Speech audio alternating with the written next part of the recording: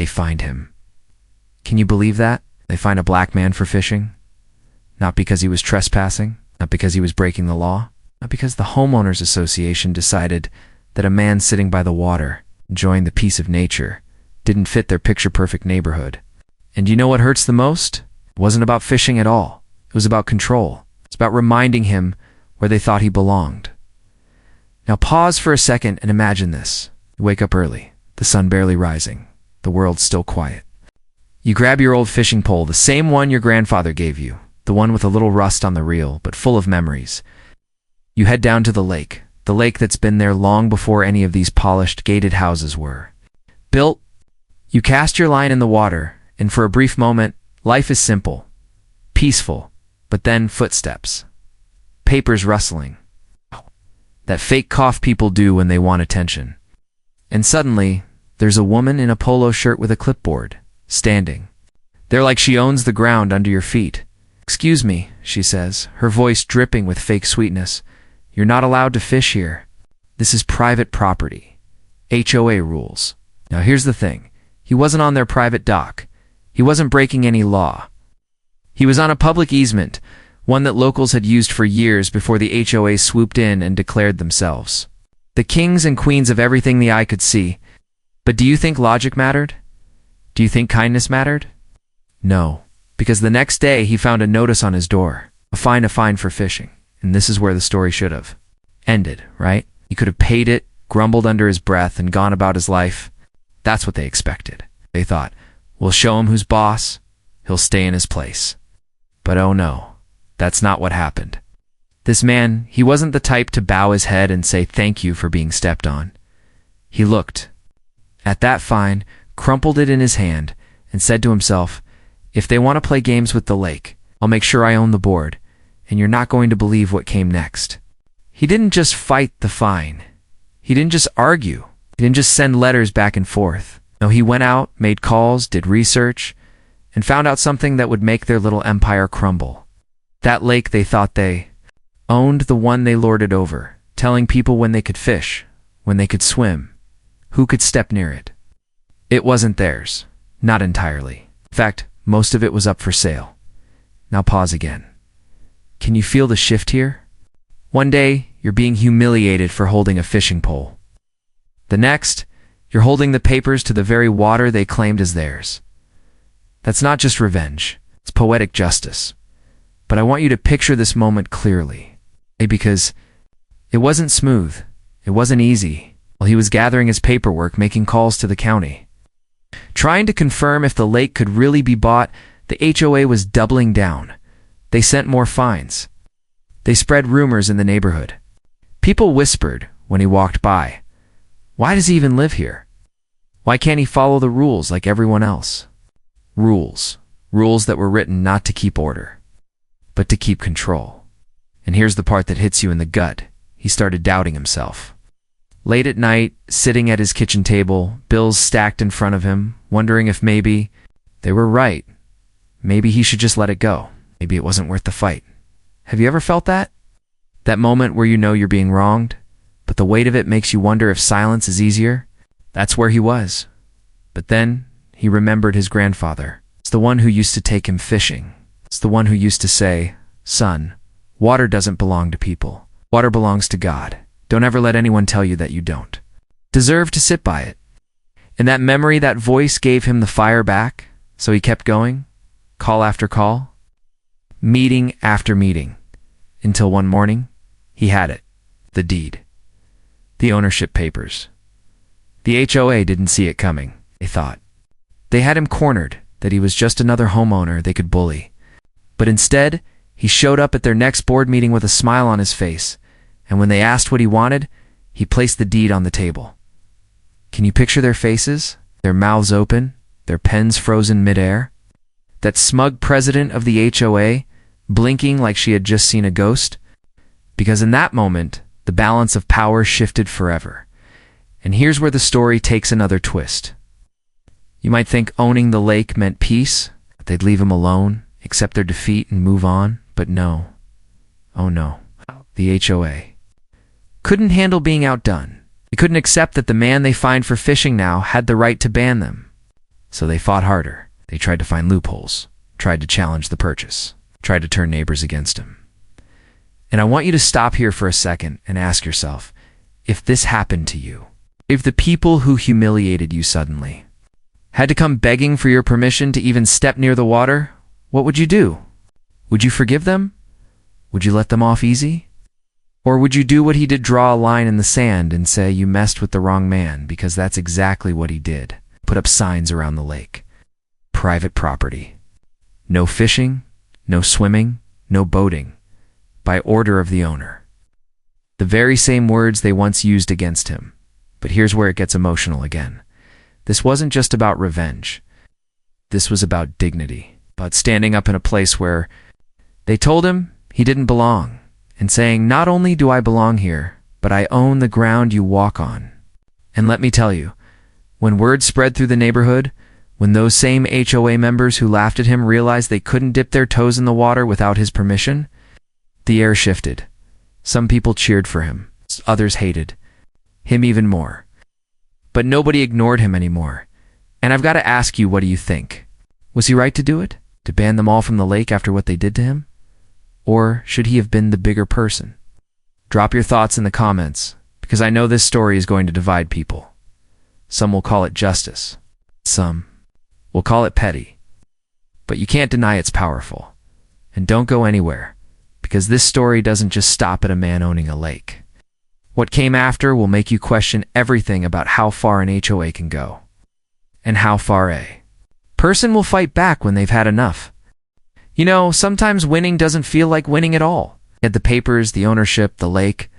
You'd think that was the end of it, but what nobody talks about is what happens after you flip the power dynamic, when you embarrass. People who think they're untouchable, they don't just crawl away and lick their wounds. No, they plot. They whisper, they plan their comeback in the shadows. And that's exactly what the HOA did. At first, it was small, little things. They sent out newsletters reminding residents that lakeside property was community shared, even though legally it wasn't anymore. They started dropping hints at neighborhood meetings. We all know some people think they're above the rules. No names, but everyone knew who they were talking about. And then came the letters. Not the official ones this time. Not with fines or violations. No anonymous notes slid under his door. Ugly words scribbled on scraps of paper.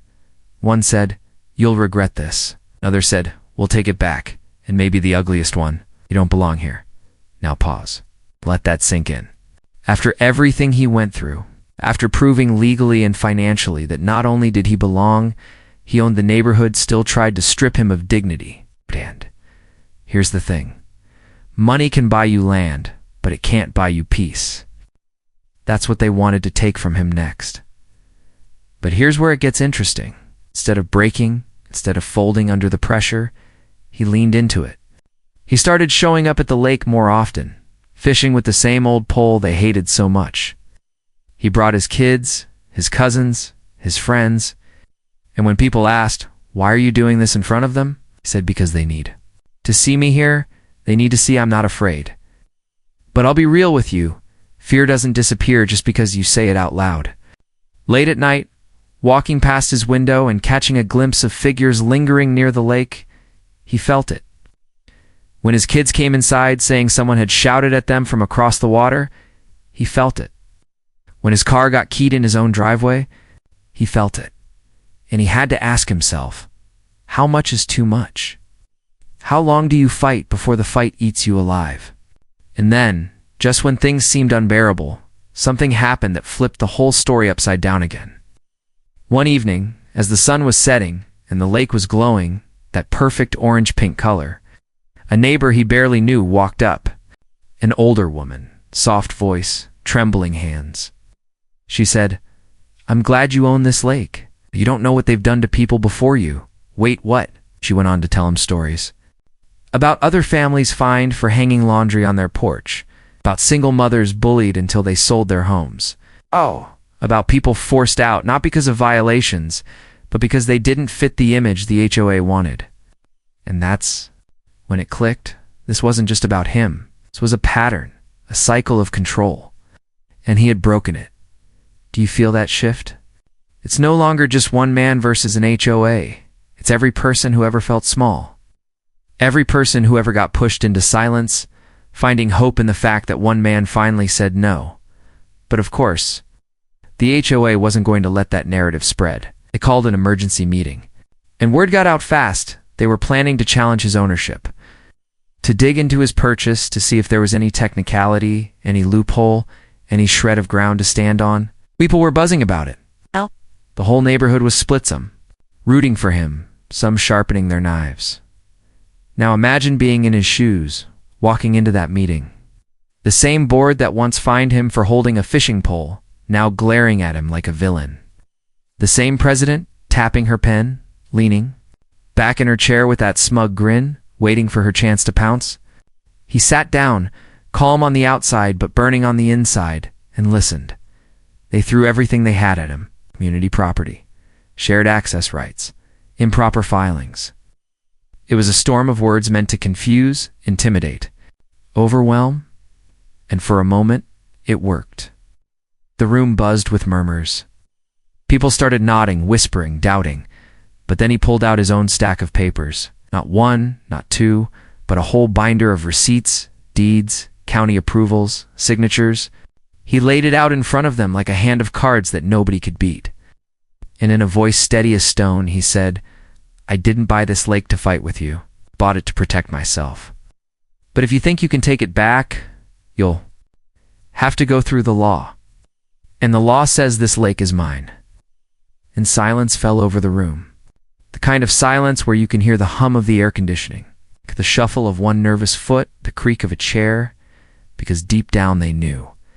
He had them cornered. But here's the thing: victory in that moment wasn't loud. Wasn't people cheering? It was quiet, cold, because while the HOA couldn't take the lake back, they weren't about to forgive or forget, and that's the dangerous part, isn't it? When you beat someone at their own game, sometimes the game just gets uglier. He knew it. You know it. And I want you to think about it. If this were you, would you keep standing tall? Or would you give in, let the water sit empty, and avoid the fight? Drop your thoughts below, because I need to know what you'd do in his shoes. This isn't just about a lake anymore. It's about dignity, about rights, about fighting for your place when the world tries to shove you out. And don't think it ends here, because the lake may have been his on paper, but the battle for respect was only just beginning. Do you ever wonder what victory really costs? People love to talk about the win, about holding the deed, about shutting the HOA down in their own game. Nobody talks about the nights that follow. Nobody tells you about the silence after the battle, the way the air feels heavier, the way you start looking over your shoulder because deep down you know people who hate losing will never stop plotting. That's exactly what life became for him. The lake was his. The paperwork was ironclad, so the HOA couldn't take it back. But peace, oh no, peace was far from reach. Because when you embarrass people who've built their entire identity on power, they will not forgive you. And the neighborhood split down the middle, started to feel like a war zone. Neighbors who once waved at him now looked away. Kids who used to ride their bikes near his yard were suddenly pulled back by parents whispering, "Don't go there." Packages disappeared off his porch. His mailbox got smashed. And you know what the HOA said when he reported it? "We'll look into it." Of course they never did. Because it wasn't about protecting homeowners anymore. It was about breaking him. Now let me ask you, how long could you take it? How many times could you sweep broken glass off your driveway, patch up keyed paint on your car, smile while people whispered troublemaker behind your back? Most folks would have given up by then. Most folks would have said, "Fine, you win. Take it all." But he didn't, he couldn't, because this was bigger than a lake, bigger than fishing. This was about dignity. About proving that, when someone tries to crush you, you don't just survive, you rise higher. And that's when he made a decision that nobody saw coming. He wasn't just going to keep the lake. He was going to build it up. He invested in it, cleaned. The bank stocked it with fish, even put in benches and a little dock for his family. Every improvement he made was like a slap in the face to the HOA, a reminder that their power stopped where his property line began. But here's where it gets messy, because the nicer the lake became, the more the neighbors wanted it. Ow. The same people who once sneered at him started knocking on his door saying, "Hey, can my kids fish there? Or can we hold a neighborhood picnic by the water?" And you know what he told them? No. Flat out no. Some people called him petty. Others called him a hero. But you tell me, was he wrong? After being humiliated, fined, threatened, and harassed, was he supposed to open the gates and say, "Sure, come enjoy what you tried to take from me"? Or was he right to draw a line and say, "You wanted me gone, now you can stay gone"? I know opinions are going to split here, and I want to hear yours in the comments. Seriously, what would you do? Forgive or forbid? But back to the story, because it doesn't slow down. See, the HOA wasn't just angry, they were desperate. They knew the neighborhood was talking. They knew people were starting to see him, not as a villain, but as someone who stood up when nobody else would. And that kind of courage, it spreads. It's contagious. So they tried one last trick. They called in the county, claiming environmental violations. They said he was mismanaging the lake, that his improvements were unsafe, that his dock wasn't built to code. They tried to bury him in legal jargon, fines, and hearings. And for a minute, just a minute, it looked like they might succeed. The county inspector showed up, clipboard in hand, ready to find fault. HOA board stood behind him, smirking, waiting for the hammer to fall. But here's the twist. The inspector walked around, checked the dock, checked the water quality, checked every little thing they pointed out. And when he was done, he turned to the HOA president and said, "Looks like everything's in order. In fact, it's better maintained than most public lakes I've seen." Can you imagine their faces? That smugness melting into shock. That moment of realization that not only had he beaten them legally, not only had he beaten them financially, but now he was outshining them in front of the very officials they tried to use against him. That wasn't just a win. It was humiliation carved in stone. And after that day, something changed. The HOA stopped pushing so hard. The notes stopped showing up. The accidents slowed down because they knew they couldn't win. Against him, not anymore. But here's the part that still gets me. Even after all of that, even after proving himself 100 times over, the damage was done. The neighborhood never fully accepted him. There were still whispers, still cold shoulders. It's still moments where he felt like an outsider in his own home. That's the part nobody likes to talk about. Because standing up for yourself feels good. Yes, it feels righteous. But it also leaves scars. And maybe that's what makes this story so powerful. Because it's not just about beating an HOA. It's about what it costs to fight for your place in the world. It's about knowing that even when you win, the people who hated you won't suddenly love you, but you stand anyway. You hold your ground anyway. You live your truth anyway. So let me ask you, what do you think? Was it worth it? Is the price of peace worth paying if it meant dignity stayed intact? Or would you have walked away, said it's just a lake, and spared yourself the battle? Drop your thoughts, because I want to know how you see it. And listen, don't click away yet, because the lesson here is bigger than one man and one lake. It's about every single person who's ever been told you don't belong. Every person who's ever been fined, silenced, humiliated, or pushed into a corner. This story is for you. Watch till the very end, because maybe you've lived something like this too. He didn't just buy a lake, he bought back his freedom. He bought back his dignity. And no HOA, no matter how smug, how powerful, how controlling, could ever take that away. So what about you? What's your story? What battle have you fought? What dignity have you reclaimed? What line have you drawn where you finally said, enough? Share it below, because your voice matters here. And if this story made you feel something in pride, maybe even hope, then don't just sit quiet. Hit that like button so more people hear it. Share it so others know they're not alone. And most importantly, stay with me till the end, because there's always more beneath the surface. Always another layer to uncover. Because at the heart of it all, this isn't just about fishing or fines or lakes. It's about power. It's about dignity. It's about what happens when the people who think they own you realize they never did. And that's the kind of story that never really ends, does it? You think it's over once the papers are signed? You think once the deed is stamped, once the county confirms it, once the HOA finally backs off, you think life goes back to normal. But let me tell you something. There is no normal. After a war like this, victory doesn't erase scars, just teaches you how to live with them, and that's exactly what he had to figure out. The lake was his. Legally, financially, spiritually his. The HOA had tried every trick in the book and failed. But here's the truth. Winning against people who live for control doesn't make them disappear. It just makes them quieter, and more calculating, and that silence. That silence was the loudest thing of all. He started noticing little things. The way conversations would stop when he walked into a room. The way neighbors smiled with their mouths but not their eyes. The way some families never came near the lake again, almost like they were waiting for him to slip up so they could say, "See? We told you so." Now imagine that. You're sitting on your own dock, fishing pole in hand, sun warming your back, and you hear laughter across the water.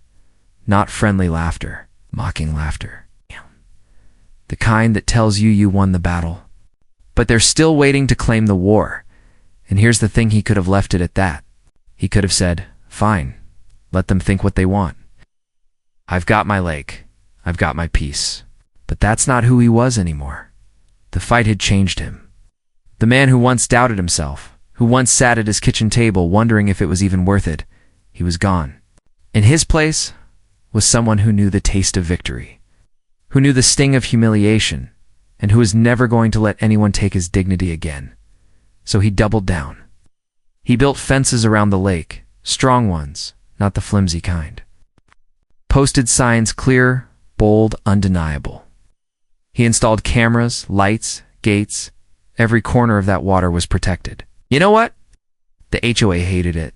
Because with every post, with every camera, with every line of barbed wire, he was reminding them, this is mine, not yours. They can't touch it. But here's where the story twists again. Because when people can't beat you with rules, when they can't beat you with fines, when they can't beat you with lies, they'll try to beat you with isolation. They'll make you the villain no matter how right you are. Slowly but surely, whispers spread. He's selfish. He's bitter. He's ruining the community. And you know what? Some folks believed it. People he once called friends started keeping their distance. Families that once joined him for barbecues by the water stopped coming around. Even his kids heard things at school. Your dad doesn't. Share your dad ruined the lake for everyone. Now stop here. Imagine being that man, sitting at the dinner table, watching your kids push food around their plates, hearing them ask, "Dad, why don't they like us?" How do you answer that? How do you explain to children that sometimes doing the right thing doesn't make you popular, makes you hated? But instead of folding, instead of breaking, he looked his kids in the eyes and said, "They don't like us because we stood up." Standing up always scares people who are used to winning. And that right there, that's power. That's legacy. That's teaching your children that dignity comes before approval. But don't think for a second the HOA stopped scheming. Oh no, they still had one last card to play. They filed a lawsuit. Can you believe that? They're losing every battle after being humiliated in front of the county. After watching him rise higher every time they tried to drag him down, they still found a lawyer willing to take their case. Their claim? That his ownership of the lake was unfair? That it disrupted the harmony of the community?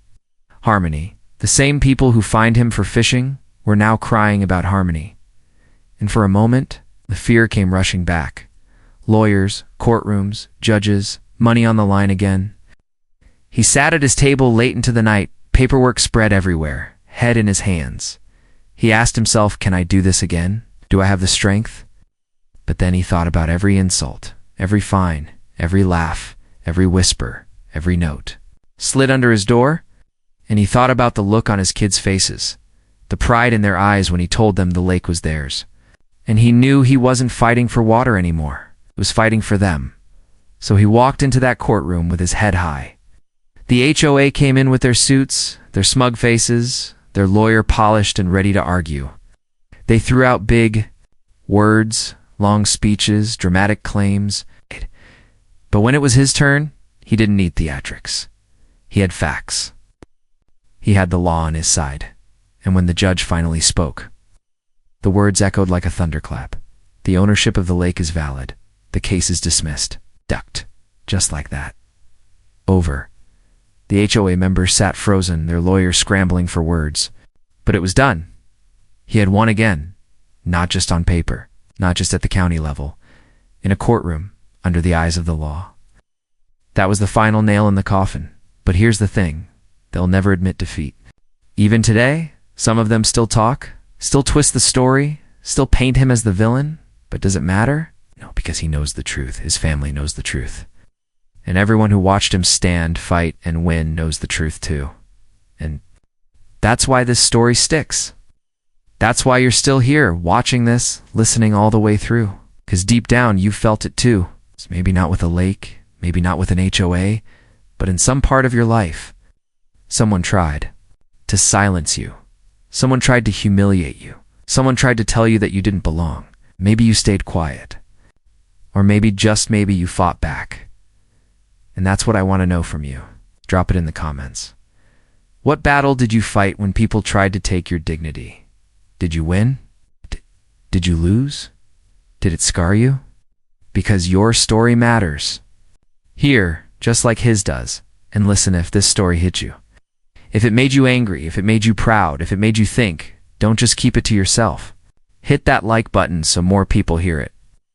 Share it so others know they're not alone. Stick with me, because stories like this, they're not rare. Hey, that happen every day. This one just happened to end with a man holding the keys to a lake. But the lesson is so much bigger. The lesson is that power doesn't always belong to the ones with clipboards and rules. Sometimes it belongs to the one man who refuses to back down. So let me leave you with this. The HOA fined him for fishing. They mocked him, threatened him, isolated him, dragged him to court. And yet here he stands, not just a homeowner, not just a man, but the owner of the very water they tried to keep from him. And every time the sun sets on that lake, every time his children cast their lines into the water, every time he sits on that dock and breathes in the quiet, he knows he won, he knows they lost. He knows dignity cannot be fined, cannot be bullied, cannot be taken away. And isn't that the kind of victory worth everything? So I'll ask you one last time, what do you think? Was it justice? Was it revenge? Was it right or was it wrong? Let me know below, because your voice is just as important in this story as his. And don't forget, stay till the very end, because this is the kind of story people will be talking about long after the lake goes still.